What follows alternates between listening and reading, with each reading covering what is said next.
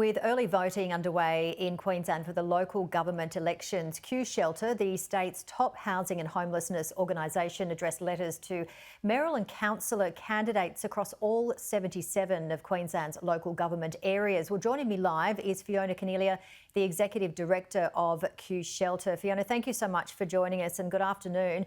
Housing is one of the main issues for voters, and there is certainly no denying all governments are suggesting that it is a housing crisis, not only in Queensland and across the whole country. What is the role of local governments? So local governments play a really critical role. Every level of government has a role to play, and it's important that we have the opportunity to engage with local government about the best things they can do. Obviously, we're seeing governments, including state governments, set targets for housing supply, and that is really important because we need to project forward in terms of what the community needs in terms of housing. And we're somewhat in the position that we're in at the moment in the crisis that we have because we haven't done that long-term planning. So when targets are set for housing to meet population demand, they have to be interpreted in planning schemes, which local governments have a primary responsibility for. So those local planning schemes, they set housing, a housing framework, if you like, through zoning.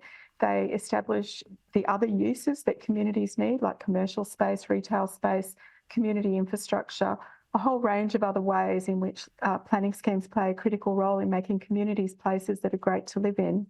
And interpreting those housing targets that are being set in those planning schemes is absolutely critical to success. And Q Shelter have proposed the consolidation and expansion of roles that's titled Public Space Liaison Officers, or PSLO, across the local government sector. Tell us more about that.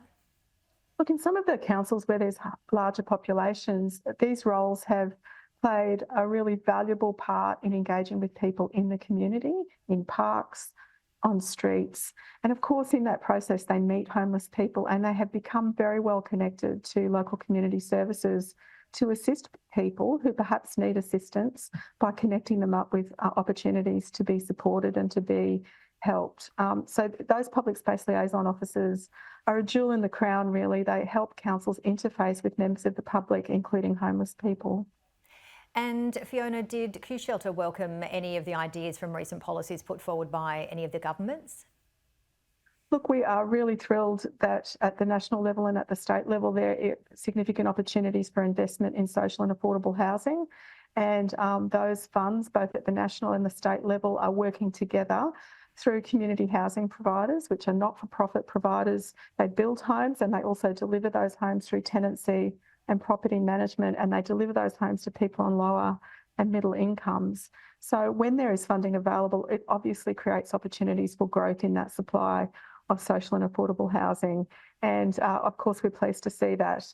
And the other thing that, the state government in Queensland are doing, they've handed down Homes for Queenslanders, probably the most comprehensive plan for housing over the next 20 years. It has depth, it has breadth, it's got excellent planning system measures. It also is helping with infrastructure costs to bring infill development into high amenity areas where there's transport and other great connectivity with services.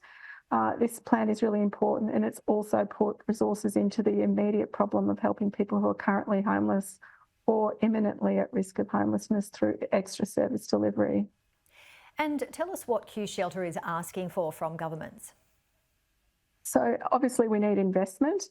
The long-term planning piece is so important, where we project forward what our population is going to be, and we figure out how to make sure there's enough housing supply in the system, both through land availability, the appropriateness of that land, its siting, and not just pushing out all the time beyond the boundaries of the urban footprint into greenfield sites, because what we know is that the cost of servicing those sites can be more, and people without a lot of money to spend on their housing are pushed further out, and that can mean that their transport costs are higher and that they're further away from the services that they need. And whatever they pick up or think they have in terms of that immediate and better entry cost to homes, they can be experiencing longer term ongoing costs, which reduces the affordability of their life, their lifestyle.